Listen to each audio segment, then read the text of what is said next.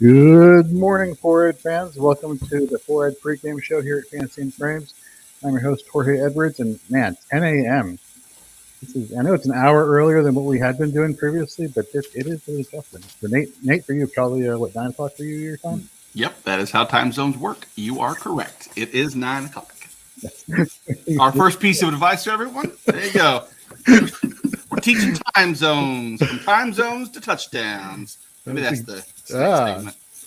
Wow, that's fantastic. Thanks. So now, usual cast and crew here we got for the Forward Pregame Show. Jonathan Klanowski, how you doing over there? How are things in Great Britain? Yeah, not too bad. Not too bad. Yeah, we've got the London games coming here next week as well. I was going to say, are you going to some of these? Yeah, I'm actually lucky enough to be going to both of them. So, Nice. Yeah, not exactly the most exciting games in the world. It's Jets, Falcons next week, and then Jags, Dolphins the week after. So, yeah, not the most exciting games, but, still fun nonetheless. So with the Jags being there pretty much every year, have people actually accepted Jacksonville as somewhat of a London-based, not team, but like, do they root for them because they see them more often? Or is it like, finally, I'm sick of them, I don't want anything to do with them? Yeah, I think you definitely got more fans the year that they were good. Obviously, they were kind of a little bit more interesting then. But people kind of have their own team normally. It's like you're not necessarily going to switch just because they're here. Right. But I think quite a few people kind of see them as maybe a second team or and actually Trevor Lawrence going there, I think will do, really good things for them because obviously he's like a really marketable guy, hopefully going forward. So I think kind of for newer fans, it's an obvious team to support. And for the people who like to bump and grind in the club, I guess Urban Meyer is the new guy that they'll be targeting to have endorse a nightclub or two in the London area. Yeah, London nightclubs, watch out. Are you? Is it at Wembley? Are both these games at Wembley, or are they? No, they're at the new Tottenham Stadium. So in North London, which is actually it's quite interesting because this is the first stadium that's actually been built for both our football and your football. So it's got like a retractable pitch. So it's kind of and the changing rooms, they've made them kind of expandable for NFL teams. So yeah, it's interesting. Nice. I heard apparently when they were building it, that stadium, that it's probably the most technologically friendly stadium in the ever built in terms of being able to handle all the different bandwidths and all the different receptions and making it more easy for people with smart devices to use their devices in the stadium. So it's supposed to be an amazing stadium. Very nice, very nice. Well, let's put it out there on Twitter's folks. Let's ask people to give us some starts and sit questions. I got a start and sit question, and it sounds dumb, but maybe it's not so dumb. Allen Robinson or Antonio Brown today? Brian, if you had to pick one, who would you start? Allen Robinson does not look good, and I think some folks are worried about him. But I think with the matchup today against Detroit, I think A-Rob could outperform his ranking and do better than he did the first couple of weeks. Nate, you on board with that?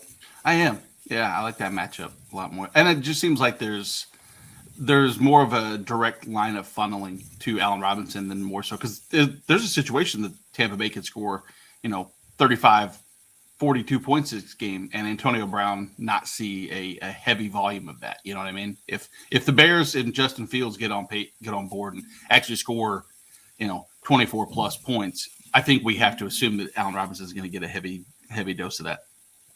We got a question from Dame over on Facebook. Flex, Brandon Cooks, Miles Sanders. You had me at Brandon Cooks. 3 touches. What was it? 3 touches, or was it 3 or 7? Or there was some abysmal low number of opportunities. He had 5 touches last week. 5 well, Jesus. Yeah. Okay, we're talking about Miles Sanders, of course. Correct. Brandon Cooks is, when healthy. You always have to throw that out there with him with when healthy, but he's healthy and he's been producing. So definitely go Brandon Cooks in your flex spot there. Dame, thanks for tuning in. Anybody else got a flex question to go around, or excuse me, a start and sit question for the rosters? Jonathan, perhaps? So I have a not very nice one at running back. got to decide between Trey Sermon and Michael Carter. I was leaning Carter, but I didn't really like how Sermon looked last week. But yeah, he looked very sluggish here against the Green Bay Packers and going against Seattle. I want to give into the Michael Carter hype. This is going to be if Julio and AJ Brown were playing, and this was going to be one of those like high scoring shootouts, then I could see Michael Carter getting some uptick there. I see this being a very conservative game. This is probably a better game for IDP than I think I'm giving it credit for, just because of the defensive stops, as well, especially the defensive lineman. But going back to your question, I think you have to write it out with Sermon, especially against Seattle this week, divisional opponent, tough matchup. Am I wrong? Anybody disagree? I don't disagree. I agree with that, Brian. We saw Seattle give up a big day to Alexander Madison, and Elijah Mitchell's been ruled out. I'd probably lean Sermon there. Yeah. Got another one. We got another one from Dame. Appreciate it. Last one: Herbert or Brady. So the fantasy fan in me and the fantasy football fan in me and the NFL fan in me are rarely congruent, because one is not, especially for quarterbacks, one does not necessarily mean that just because they're a good quarterback in real football that translates into fantasy, and vice versa fantasy for this one. Here, I want to say all the stars are aligning for Brady tonight against New England. I don't think you can go wrong with either, but as the football fan of me is coming out and saying choose Brady over Herbert, even though this is going to be a game, I think, for the division lead in the AFC West tomorrow night from the Night Football, Raiders and Chargers. Give me Brady. What about you, Nate? Give me Brady, and as soon as he blows up, turn and trade him and get something in return, because you won't have to worry about starting him the rest of the season, because Herbert for the rest of the season probably will have the edge. And what better timing to see the value of a quarterback than at the very top, because the media and everybody's going to want a piece. And no offense, but I think that the rushing floor caps his overall ceiling versus him and Herbert are on par. Don't want both of them on your bench. All right. We got another question here from Dave Ibrahim. What's going on, brother? Flex spot issue: Mike Evans, Brandon Cooks, or Henry Ruggs? I'm worried about J.C. Jackson covering Evans tonight. J.C. Jackson, the cornerback for the New England Patriots. I'm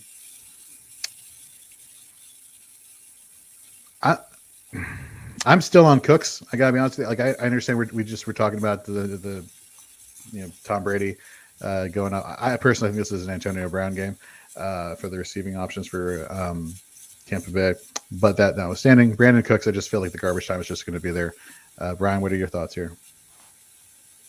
Yeah, that's a tough one. Brady certainly likes Evans. We see garbage time for Cooks, even though Buffalo has actually been pretty good as far as giving up fantasy points to wide receivers. Wouldn't count Ruggs out either. Carr's been airing it out more, and statistically, he's looking better on deep balls than he has in the past. But if I had to lean one here, gosh, I guess give me Cooks playing catch up. Yeah. Nate? Yeah. Just compounding what you said, if you're playing the role of Belichick and you have to eliminate one area of the passing game, it's probably going to be Evans. I think that probably gives you the best chance of success, which is crazy to think of with Godwin.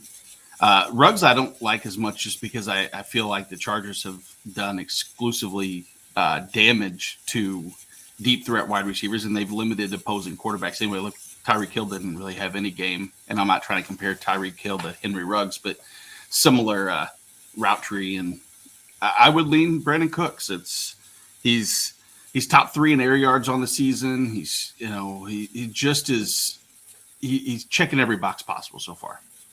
All right, got another one. We got Chuba Hubbard going against Dallas, or Darrell Henderson coming back for the Rams against the Cardinals. Jonathan, what's your immediate thought right there? That's really funny, because that was the other start sit question that I wanted you guys to help me out on. It's actually a decision that I've got. This is really tough. At the moment, I'm leaning Chuba Hubbard just because, like, we saw that Mike Davis was good last year for Carolina. I would probably lean Hubbard just because I think we might see Sony Michel eat into Henderson's workload still with that with that injury still lingering. But they are really close. That's right. And I think they have the Thursday night game again this week. The Rams, I think. So short week. So that kind of makes sense right there. Let me ask you guys a question, and this is not so much a start sit question. It's more just what are your thoughts what are your thoughts with Cortland Sutton this week? You think this is going to be a game where Baltimore kind of jumps out to an early lead, and then Denver has to climb back into this, or do you think it's going to be more of a surprise where Denver is actually going to be the one that's going to be asserting their dominance over the Ravens, given the state of that pass rush? Without Bradley Chubb, Von Miller is still fantasy viable from an IDP perspective, as well as just being lights out. From a revenue perspective, the tackle upside is not there with Von Miller, I'll say that, but he has been getting to the quarterback a lot. He's the only player in the NFL that has a sack in each game. See, that's pretty impressive there. Are we buying Cortland Sutton this week as having a very good high floor, high ceiling, or is it one of more? It's like a high ceiling, low floor. Brian, what are your thoughts? So one of my start sits was going to involve Teddy B, and my first thought was, well, he's gone up against who? The Jets, the Jags, and the Texans. Is Baltimore going to be a test for him to really see how good this year is going to be for him? And then I looked, I only saw on PFF, so I didn't go dig too deep. But Baltimore's rankings in the defense this year on PFF are not good. If you look at pass rush coverage, overall defense. So I think we have it in our heads that Baltimore is a good D, but this year maybe not so much. I like Sutton. Yeah. I'll even go a step further on that, Brian. It's not even that Baltimore is, you're right, you're 100% spot on. I think we're using previous history against as a narrative against them. But Teddy Bridgewater is he's the only person in the NFL right now with a 75% completion percentage in every game. He is also going to join potentially at Tom Brady as just the second quarterback ever to do it in the team's first 4 games. So Teddy, the game manager, the ideal game manager type scenario, that could have worked well for Cortland Sutton too, because it's not like he's stretching the field on every play. He can find those intermediate routes. It's interesting. I never would have known those stats for Teddy Bridgewater. I was kind of out on Teddy this year. Hell, I thought Drew Lock was going to take the job, and now he might be the top completion percentage quarterback in the league.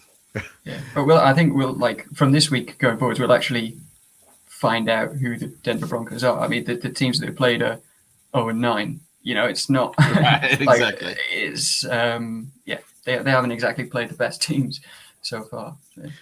Let's go another question here. Myles Gaskin or Javonte Williams. We just talked about Baltimore's defense not being what it had been in the past.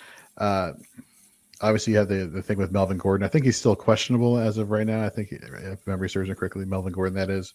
So you worry about the split backfield situation there. But as much as I had wanted Myles Gaskin to be the lead guy, he's actually not on the field as much as Malcolm Brown, actually, when I was looking at the stats from last week heading into this week. Because Malcolm Brown is actually one of the better pass blocking running backs. In fact, he is the best rated pass blocking running back for the Dolphins. So that's why you're seeing his uptick in a snap percentage compared to Myles Gaskin. The offensive lines for both these teams, for the Dolphins and the Colts today, are atrocious. When you look at the worst pass blocking units on PFF, they're back to back in 31st and 32nd. So not great. Quinnen Williams out for the Colts. That's not going to help Jonathan Taylor, and conversely, just the lack of involvement Myles Gaskin is getting. He's not even getting volume. You would figure just the opportunity would be there, whether it was in the receiving game or in the running game. And I think last week was the first time he actually broke 14 total touches on the season. So I don't know what's going on there. And And the matchup for Williams is there, but he's splitting time with Gordon. So if you had to pick one, Brian, what would it be? Yeah, another interesting one involving the Denver-Baltimore game. I think, originally, if I was going to look at those two, I'd say, Gaskin, split backfield, et cetera, right? Game's going to be probably competitive and close with Miami and not going to be lopsided, right? Baltimore's ranked 26 as far as giving up points to running backs. With Melvin Gordon banged up a little bit, expected to play, but banged up with ribs and a lower leg, it could be a Javonte Williams game. So give me him over Gaskin this week, yeah. And of course, Jonathan David here is channeling back the good old question that we will ask you every week: Robert Woods or Cooper Kupp this week against the Cardinals? Who do you got? I actually really like this. I hated this question last year because I never knew how to answer it. It's actually really easy this year. It's Cooper Kupp. He's I was looking up stats before we started here. He's got something like a 35% target share this year, which is crazy compared to Robert Woods has something like a 20% target share. We know that Kupp has been great in the red zone for years, and I think he's already got 5 touchdowns this year. So yeah, fairly easy one. Cooper Kupp. I actually saw some chat on Twitter this week about Cooper Kupp and whether you should sell high in redraft. I was interested to kind of hear your opinion on this. Like, if you got an offer of like Stephon Diggs or Hopkins or something like that, would you guys be tempted, or are you kind of riding out? Nope. I'll ride the Kupp train all the way to a fantasy championship. Thank you. If it was a different position, I might consider a change at, like, I don't like the receiver for receiver trades just to take the normalize and law of averages will play out and he'll eventually turn into the better. But if I need an upgrade at running back significantly, and Kupp is because most likely he should have been drafted as your 2-3. And if you're still set there, but you had to get Diggs or Hopkins, or would you trade for a struggling Calvin Ridley right now? Maybe not necessarily with Cooper Kupp. I'm not saying Arthur Smith is not wooing me in Atlanta, but this is definitely a good buy low situation, I think, for Calvin Ridley. I sent out a trade offer. I sent out 2 trade offers in the past 2 weeks. Yesterday, I got rejected. Doing what you were just suggesting, Nate, for doing for a different position, from wide receiver to a different position. I was going to send Justin Jefferson for DeAndre Swift. It got rejected. Is that me just being too hopeful? Was that asking for too much, or do you think that was kind of a comparable trade and the person just didn't want to trade because they thought I was up to something? I see the person probably is falling in love with DeAndre Swift. Didn't it feel like during draft season, you were on one of 2 camps. Mm-hmm. You were in camp, DeAndre Swift is going to do what we expect. He's going to be this elite running back. I'm not worried about Jamal Williams. Or he's a bum. And whichever side you landed on, that's the person that drafted Swift, because there was plenty of times he passed your office, your draft office, and you're like, memo, DeAndre Swift, pass, next. And you don't have him. But the times if you were decided one of the 2, so now the people that drafted him because they love him are vindicated, right. And the people that took him because they're like, shit, I don't like him, but at this point it's value, are now falling in love because he's returning RB 2-3 value. Right. He's hard to trade for. I don't know if there's anything you could trade to get him right now. And that literally happened to me. I was a little bit worried about the injury coming into the season as well. I think he was dealing with a groin injury coming in, and there were a couple of times where he was kind of sat there. There was a massive tear break. And I thought, well, okay, right, I'll take Swift. Now it's looking like a great shrewd decision by me. Right, exactly. It was, it was collected. Not one by default, but just it was. I overbid for him in an auction. I bid him up because he was so cheap. I was like, screw it. So I'm just going to go an extra $1. And Morning Hollywood. Hollywood. By the way, Hollywood right there. Hollywood Titan is in the Egon Spangler division of the 4-Eye Championships in first place currently right now. In second place is yours truly, but in first place, Hollywood is leading the way. So good job there, Hollywood. Baby. We got another question here. We got EJ over on YouTube. Full PPR start to drop 1. Waddle, Devonta Smith, Zach Moss, Michael Carter, Curtis Samuel, Tyson Williams, Renfro. Okay. Man. Yeah, there we go. That's a lot of guys to consider. I know. If I'm dropping one, it's probably Tyson. If he's a healthy scratch today, then he's the one that I'm looking to shift. Yeah, I can understand that.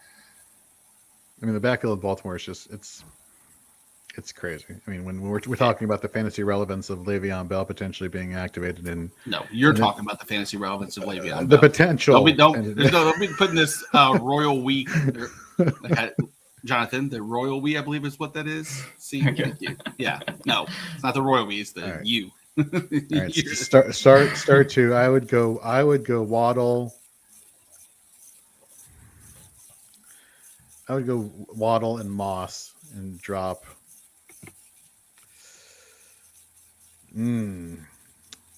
I would drop Renfro just because running back, even though it's unpredictable in Baltimore, it's still a valuable commodity versus a slot wide receiver I can pick up, I think, elsewhere. What about you, Brian? I'm gonna go against that actually. I think in full PPR with the expanded role that Renfro seems to have in the offense this year, I'm starting Waddle and Renfro, and I'm probably dropping either Michael Carter or Tyson Williams. All right, Interesting. Hopefully that brought you some clarity there, EJ. Another trade thing I got or sent out that was sent back: AJ Brown for Jonathan Taylor.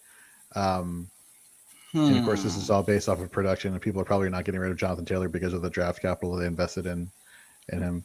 But in terms of productivity, I mean, at what point does this trade become something that's okay for redraft purposes this year? Yeah. Well, AJ Brown this is maybe a multi-week hamstring injury. This might not be just a 1-week type thing. Yeah. So that makes it challenging. But I still want to buy in Jonathan Taylor. Right? We you have to, right? there are only so many running back viable people that you can count on week in and week out. That they're getting rid of Marlon Mack. They're negotiating a trade. They're trying to negotiate a trade for him to get out of town.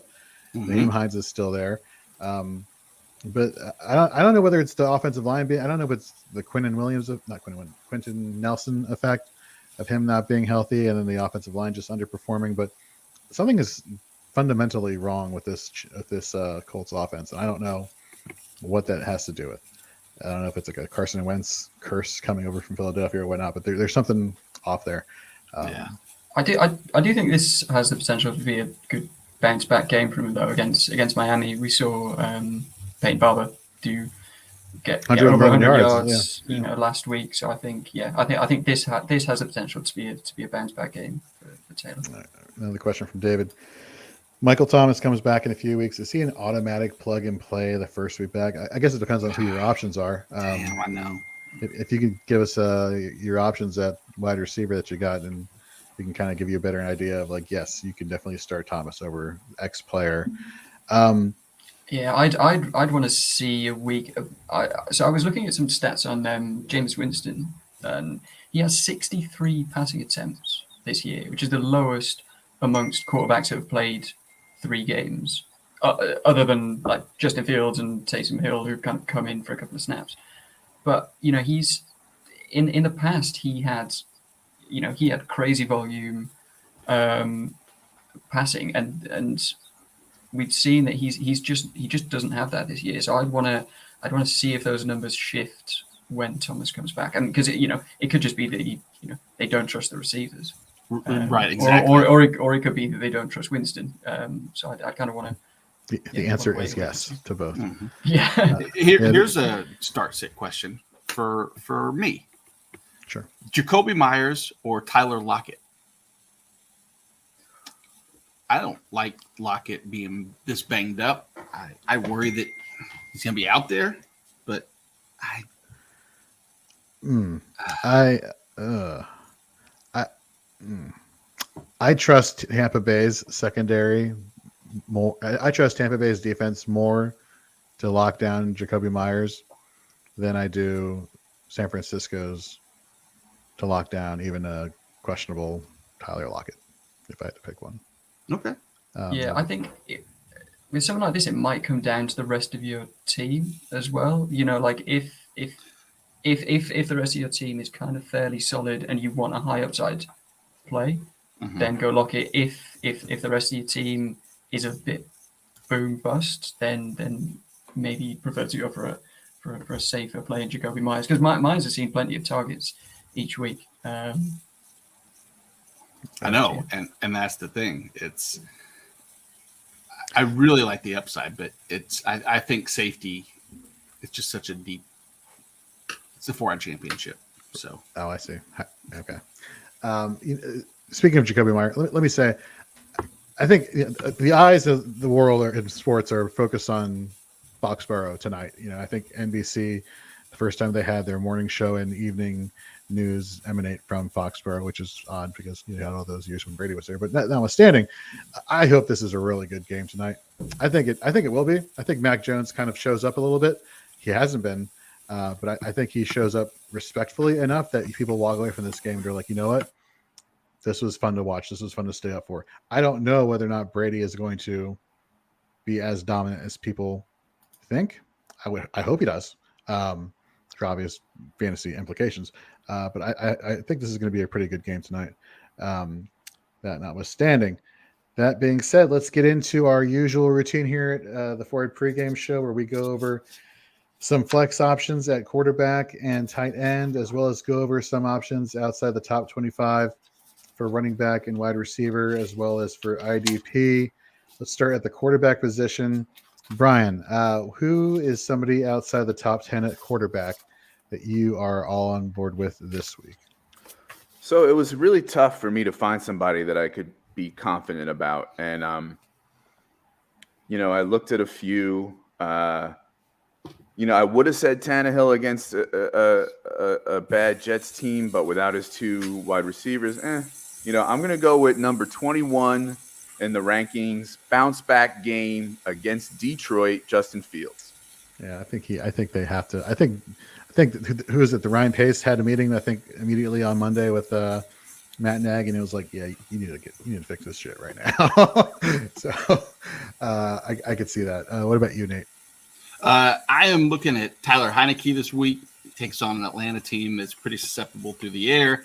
Heinecke on the season's had at least 2 touchdowns in every game that he played so far. Washington has actually conceded the second most points in the NFL so far. So contrary to thinking that it might be a Washington blowout, I think that somehow they're going to let Atlanta have a little bit of a spark and might force Heinecke through the air a little bit more this year or this week.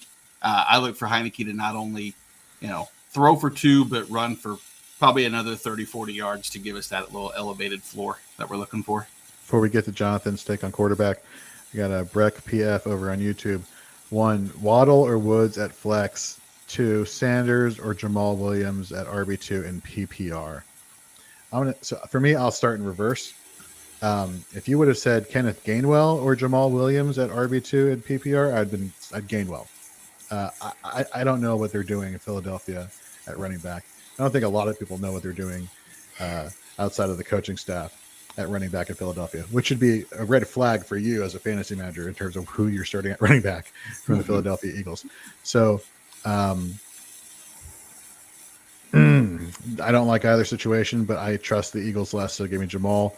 And then as far as the Waddle or Woods at flex, it is hard when Van Jefferson is getting equally as targeted as Robert Woods in this passing game, and it's all being funneled to Cooper Kupp. So give me Waddle. So I'll go Waddle and Williams. What about you, Nate? What are your thoughts here? I would agree with you on both. Brian? Yeah, me too. Both. All right, Jonathan, who's a quarterback outside the top 10 that you're on board with this week? So I'll go with Derek Carr.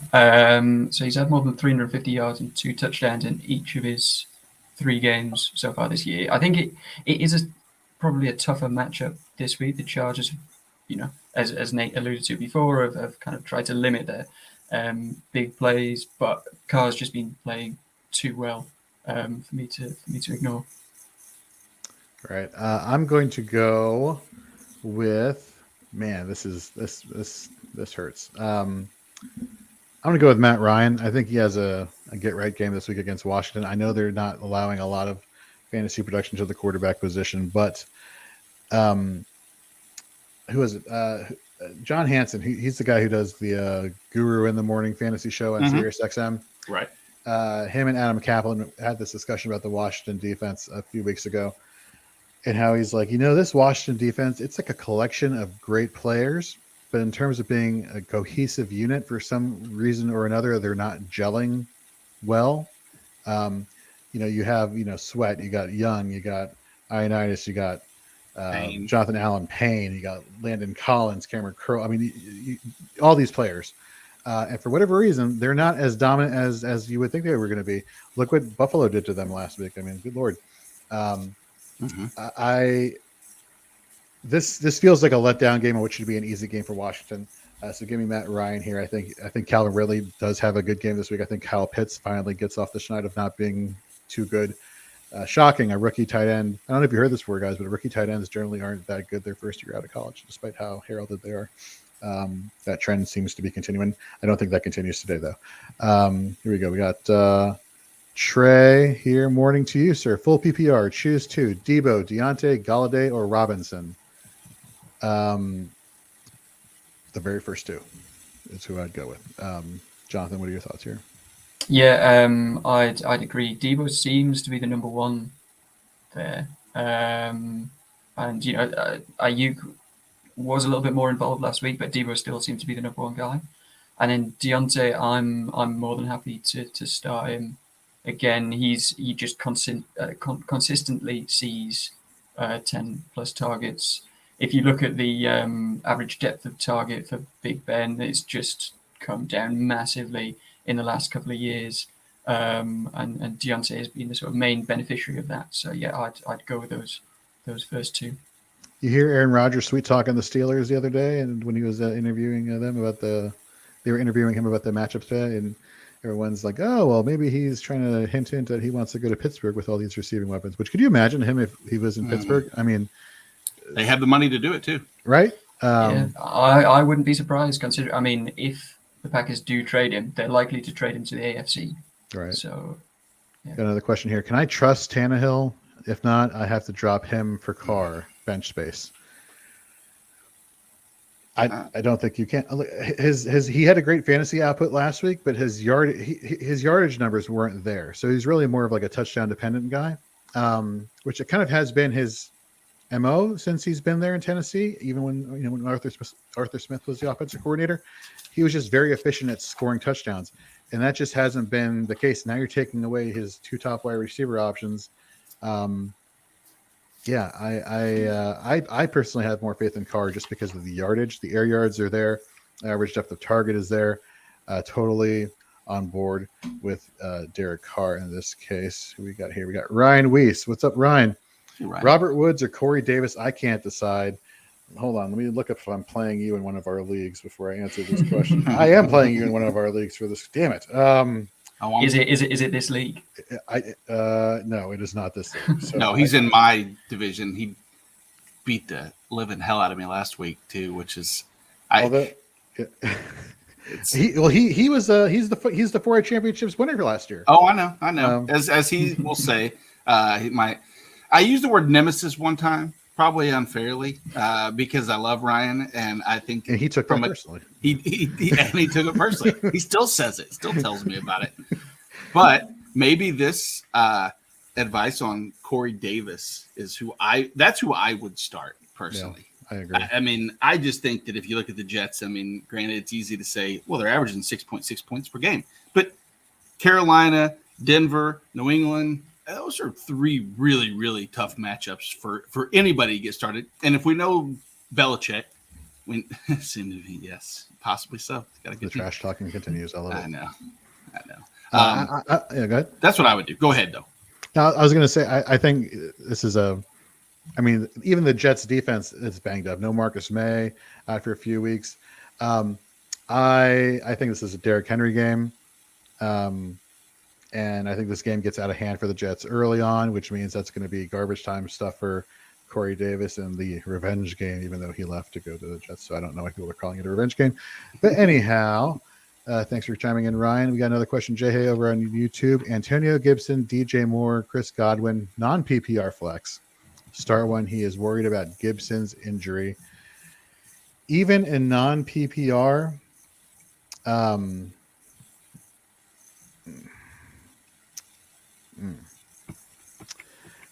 give me. It's between Moore and Godwin, because of the receiving yards upside. The only issue here is Dallas. Diggs has been playing really great football for the Dallas Cowboys at cornerback, so I'm worried about whether or not he's going to be lining up against DJ Moore. And if that's the case, that could be some. That's not happening. No, well, then for me, it's more. I get it. Again, I say this, J514. It depends on who your running back options are. But if I like the receiving upside for DJ Moore. Godwin, I would normally say, is also a good option there. I'm worried about the Belichick taking away your best player thing. Who I think that is still Chris Godwin at the wide receiver position. So for me, it's Moore. What about you, Brian? So I'm looking at, I mean, I don't really play non-PPR, but I think, that's going to take points away from the two receivers in this case, who, as you said, aren't going against the best matchups. Gibson's a two-way threat against an Atlanta defense. I think I go Gibby. What about you, Jonathan? I'm probably going DJ Moore as well. With CMC, I mean, we've seen DJ Moore have a consistent number of targets this year. He's very clearly the number one there now. And with CMC out, I think he'll be the sort of main option on that offense. So yeah, I do still like Gibson this week, but Moore is certainly the safer play for me. And Nate, what did your call on that one? I also have DJ Moore as a top 3 play this week. I believe is where it's going to come down to as far as wide receiver, just because of the matchups, it's like you were alluding to with Diggs on the outside shutting down Robbie. The only other thing I worry about Antonio Gibson is just so far as of through 3 weeks, the lack of red zone attempts. I mean, he has 3 rushing attempts for -4 yards in the red zone. So not to say that that's the end all be all, but I wonder if his lack thereof caps his rushing touchdowns have been from, I don't want to say non-existent, but not there yet. Right. And I do worry about a little bit about the injury, a little banged up. And that's what really propped up his numbers last year. If you look at the number of attempts to touchdowns last year, it was certainly much better than other running backs. Speaking of running backs, let's go to our top options here at running back outside the top 25.5 PPR scoring. Jonathan, let's stick with you. Who do you got as a suggestion? So mine is with a little bit of a caveat, and I appreciate that not everyone is going to be able to make this decision. It's Peyton Barber against the Chargers if Josh Jacobs is out. We saw Barber have a 100-yard week last week against Miami. Chargers have allowed 510 rushing yards this season, which is the most in the league.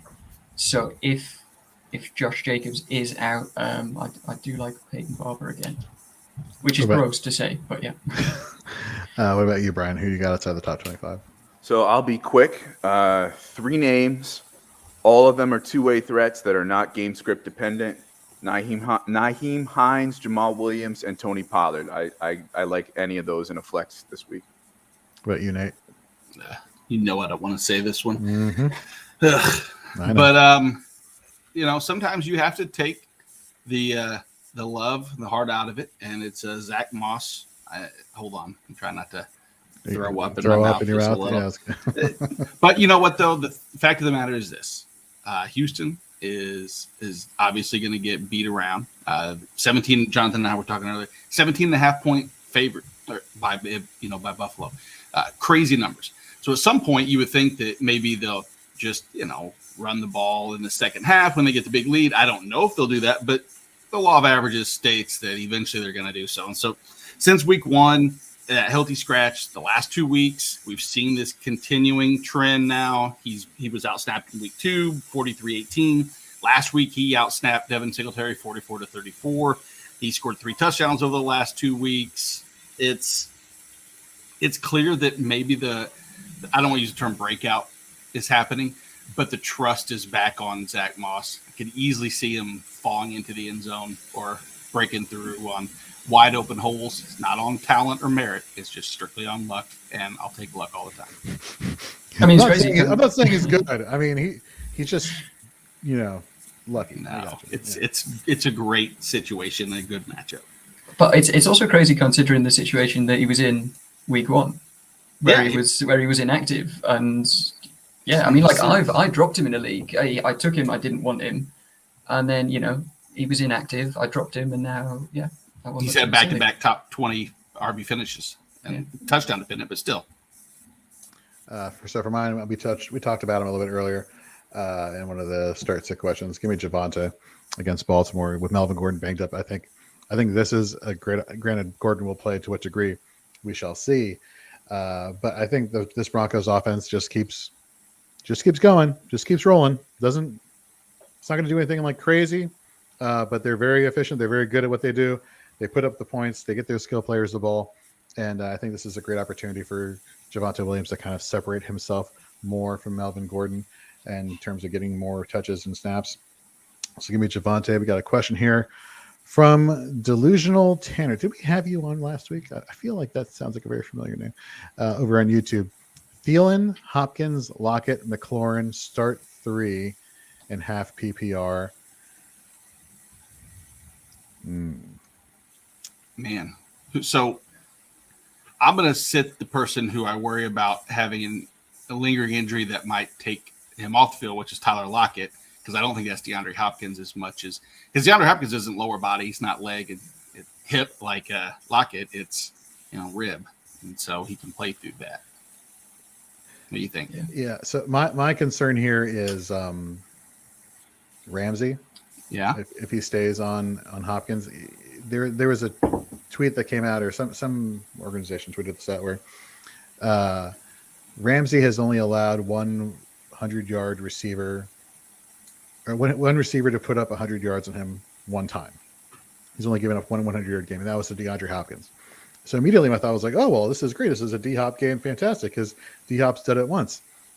I mean, yes, he was the lucky beneficiary of getting that one 100-yard receiving game against Ramsey, but they were division mates for a long time, all right, and he only did it once.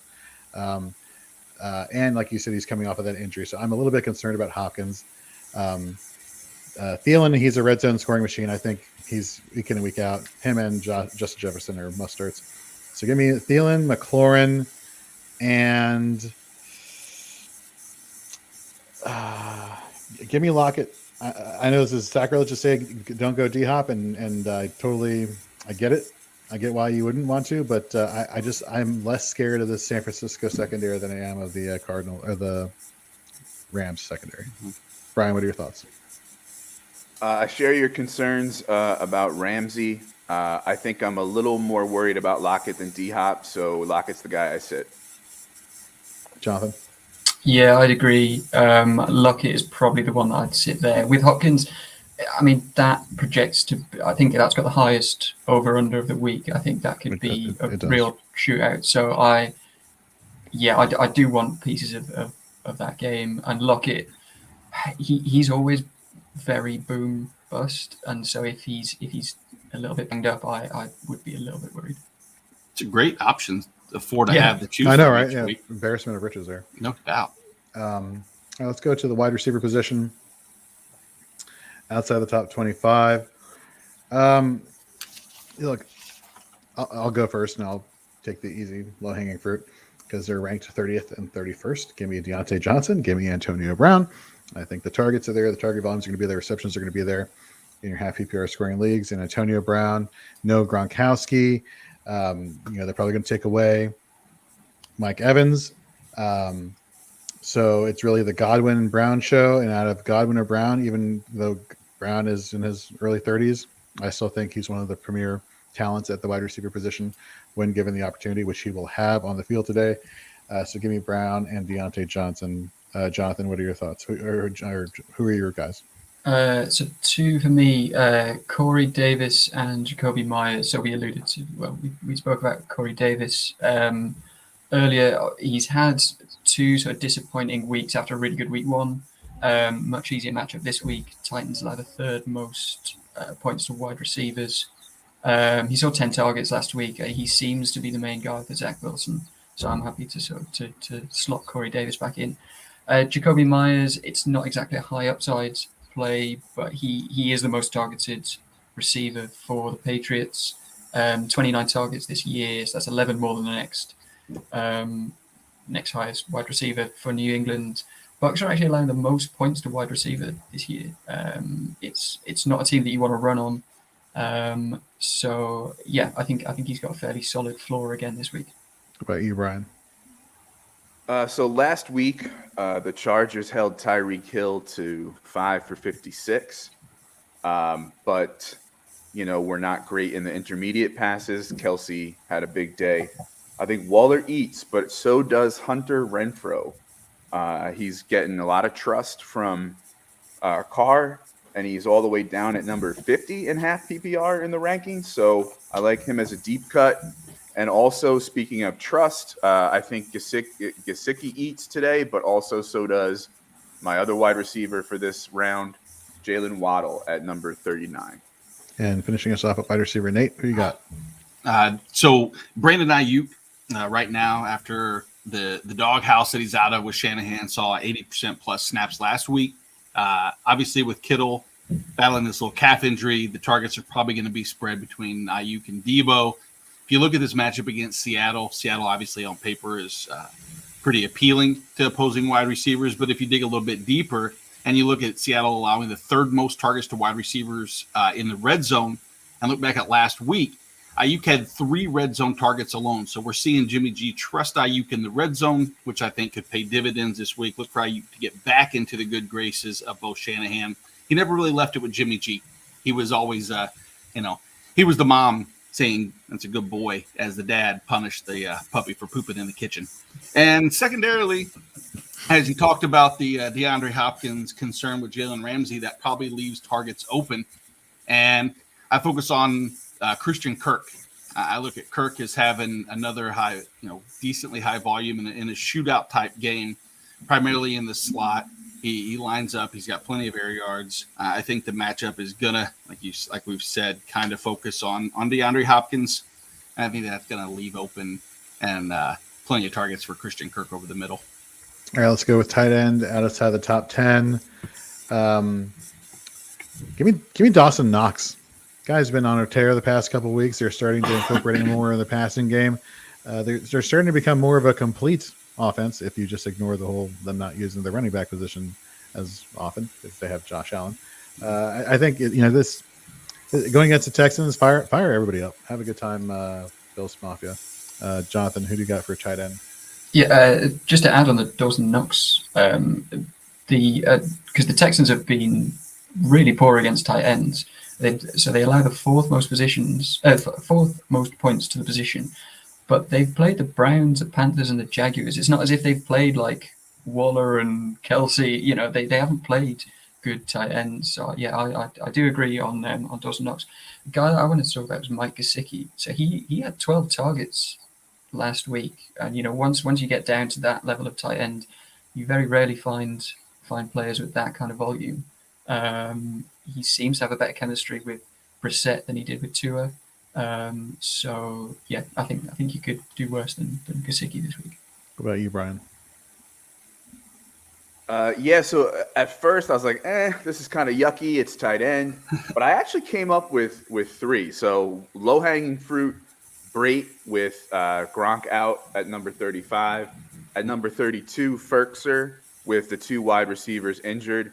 And finally at number 21, a guy I've been wrong about that I was really high on, but he plays a bad team this week. Cole Kmet might be interesting this week. And Nate? Yeah, I like all 3 of those. We were talking earlier, but tight end is just kind of a coin flip, because I feel comfortable even mentioning the one that we haven't talked about is Evan Ingram. And I don't really like him. I think that everybody goes gross when you say Evan Ingram's name, but no Darius Slayton, no Sterling Shepard. You obviously have plenty of targets to go around. You have still enough mouths to feed, but he had 6 targets last week. Only came down with 2 of those, so there's a chance that he could replicate the 6 targets again and catch 4 of them for a touchdown, and all of a sudden be a top 6 tight end, which is just disgusting to even think of. I've had a lot of fun ones to mention so far. I sound real convicted, and I'm doing real good in sales right now. I'm like, ugh. Hold on while I throw up in my mouth before I tell you the start set of the week. But hey, not about who I like. It's about opportunity and situation. Nice. All right, let's finish off our options here at IDP. Nate, let's start off with you. Who do you got at DL? So super, super, super deep. I think the opportunity. I like Kemoko Turay at Indianapolis. Kwity Paye's out. If you look at the majority of the snaps at right end, Turay's had that in place of Kwity Paye, he will have that in place of Kwity Paye. This week's matchup, Austin Jackson. Austin Jackson so far in the season has 11 hurries allowed in 2 games. The starting center for Miami's out. They've shuffled that offensive lineup completely. I think this is just one of those games where DeForest Buckner in the middle is going to create so much just chaos. They're going to have to slide protection more towards the middle to stop him from just doing ultimate damage. I think that frees up the ends. I think that means that Kemoko Turay might have that opportunity for one of those real deep sack and a half games from someone that wasn't even on the radar. Nice. So I'm going to stick with the whole. When I say defensive line, I guess we're talking edge rusher. That kind of counts also. Yeah. Sure. So everyone loves Matt Judon. I have Matt Judon on a lot of my IDP rosters for defensive lineman because he's eligible at the defensive lineman position. Love what he's doing. His compatriot on the Patriots, Josh Uche, is that pronouncing it correctly? I think it's Uche. Uche, sorry. Yeah. He has the best win rate amongst all of defensive linemen or edge rushers against defensive blocks. And IDP 1-2-3 scoring, he's averaging 17.6 fantasy points per game. He has 3 sacks on the season. 3 TFLs, 3 quarterback hits. He is a monster. I don't know if you guys have read the IDP matchups for this week, but I found this clip where he basically trucks the left tackle of the Miami Dolphins, just like completely runs him over, getting the Tua, slamming him to the ground. I look, this offensive line for Tampa Bay is not horrible when it comes to pass blocking, but I think with 2 great options on either side, whether you got Judon on one side or Uche on the other side, it's only a matter of time before Uche gets his, because I think if people are going to obviously they're going to be focused on Judon just because of how disruptive he has been. In total transparency, about 2 weeks ago on our Wednesday night, I think this was the Thursday night matchup flex off, we had a flex off between Matthew Judon and Jason Away. And the entire time, I'm going to be honest with you, in my head, I was thinking that I was taking Uche. And I mean, I looked at the stats on Jason Away, but in my head, because I might have even mentioned it, I was like, man, talk about a great matchup. Who's going to feed off of each other? And I'm sure you guys were like, the hell's he talking about? But whatever, sure. Yeah. They different states, different cities, different teams. Maybe they know each other or something. They did some research, found out they're, buddies from wherever the hell they're from. Right. So I was completely wrong. And it was, but yeah, Uche's, he's a beast. He got a linebacker, Nate. So Kamu Grieger-Hill, I like the fact that he's filling in for Zach Cunningham.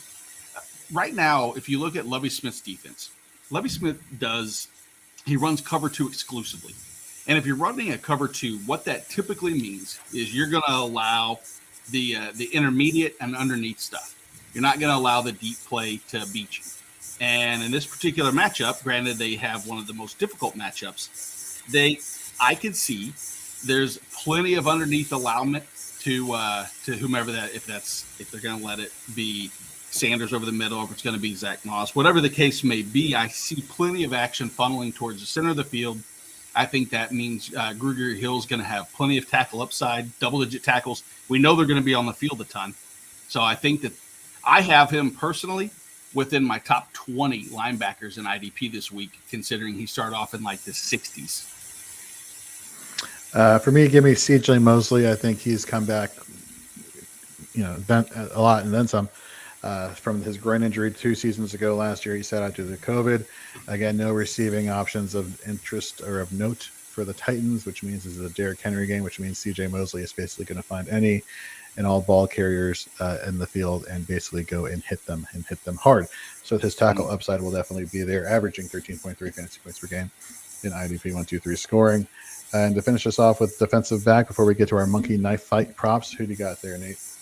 Another super deep name to pay attention to, Jaquan Johnson. Jaquan Johnson is a safety for the Buffalo Bills. Will be filling in for Jordan Poyer. The talks around camp are that they love this kid. He's done everything in practice. He looks to fill the part, lining up aside next to Micah Hyde. They think the splash plays are evident this year for him, or this week for him, against a Houston team that will definitely be trailing and looking to air it out. I see Jaquan Johnson having some impact and being one of those names that by week's end, come Monday, he might be in somebody's either people to watch, waiver wire, but that's all dependent upon Jordan Poyer's health going forward. For me, everyone was talking about Richie Grant coming out of UCF, being drafted by the Falcons.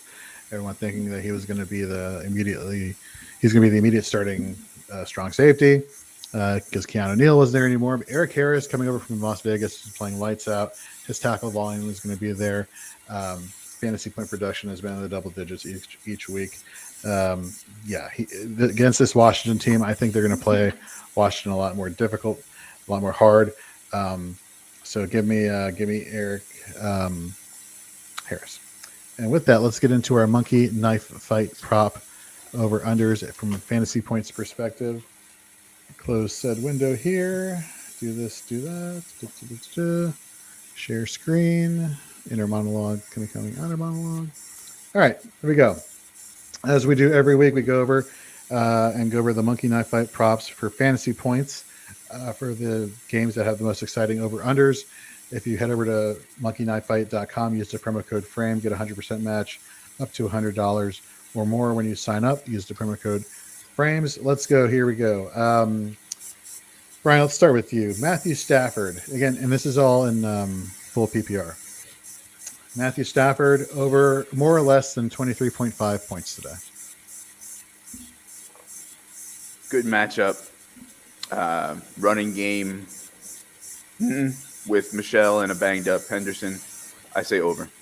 All right. Kyler Murray, Jonathan, more or less than 23.5. Yeah, looking at this over under, I'm saying, as in like the game over under, I'm saying more here. Okay. Nate, Robert Woods, more or less than 14.5. I hate this one just because if this was preseason and I didn't have any this would be a smash over almost every week. Right. But I have to take the under until proven otherwise. Chase Edmonds for me, more or less than 12.5. James Conner had a great week last week. If they want to keep this relatively close, I think they're going to have to rely on James Conner. That being said, which has the makings of a blowout written all over it. So yeah, give me more than 12.5. Going back to Brian, Cooper Kupp, more or less than 21.5. We've been singing Kupp's praises, and I'm lower on him every year than I should be. I always get proven wrong. But 21.5 is a lot. I'm going to say less. Jonathan, DeAndre Hopkins, more or less than 16.5. I'm going to say more. As I said before, highest over under the week. I think it's a shootout. I'm saying more. Okay. Let's go to Dallas. Nate, Dak Prescott against Carolina, more or less than 23.5.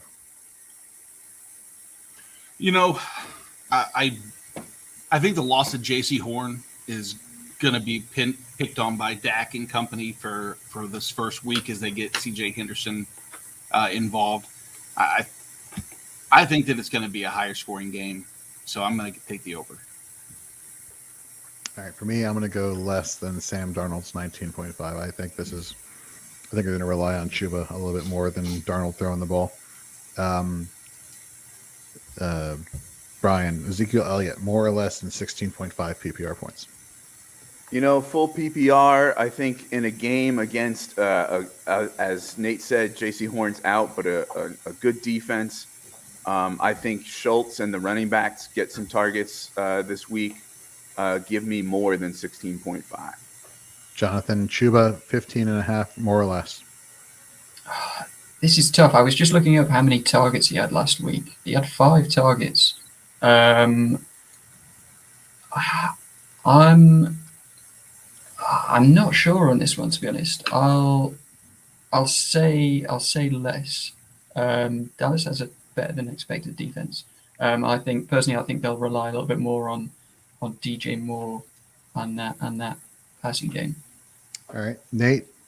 Speaking of DJ Moore, more or less than 17.5. More.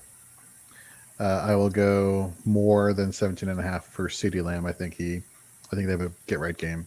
I think Dalton Schultz. Thank you very much. Exit stage left. Let's get these wide receivers some love here in this matchup here. Finishing off our Monday Night Fight props. Looking at fantasy points, Brian, back to you. Mike Williams. He's been on a hot streak, to say the least. More or less than 18.5 versus Las Vegas. Geez, this one's tough. He's been getting so many targets, good red zone looks. 18.5 is kind of high.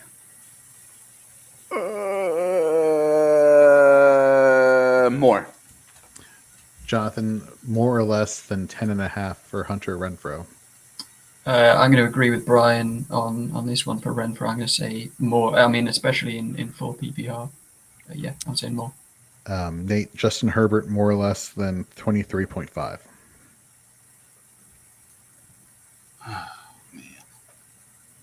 I'm going to say more, because even if it's Austin Eckler scoring, I think those are probably receiving touchdowns that he ends up getting in. So yeah, I'll go over.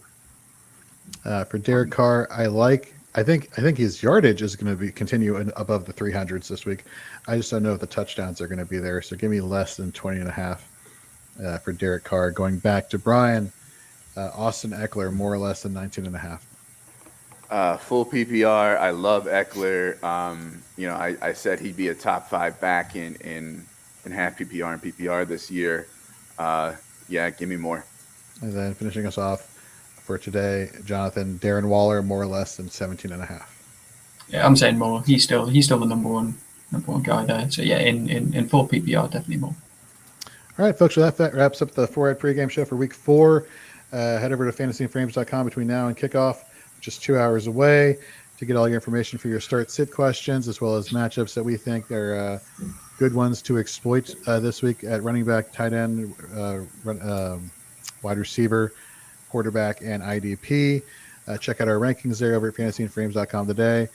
Tomorrow we will have our forward recap dropping, as well as our quarterly recap that Brian will be putting out for us pretty soon this week, as well as our waiver wire stuff on Tuesday with Tyler and Nate. And then we got Teddy with our start and sits. And then before you know it, we got Zach, we got Jonathan again, we got Bill and Nate and myself for the matchups coming into Week 5. So good luck for everybody in the 4A championships this week.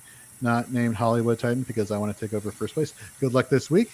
And we will be announcing on Wednesday where everybody's standing after a quarter of the way through the season. We are after this week, we are a quarter of the way through the season.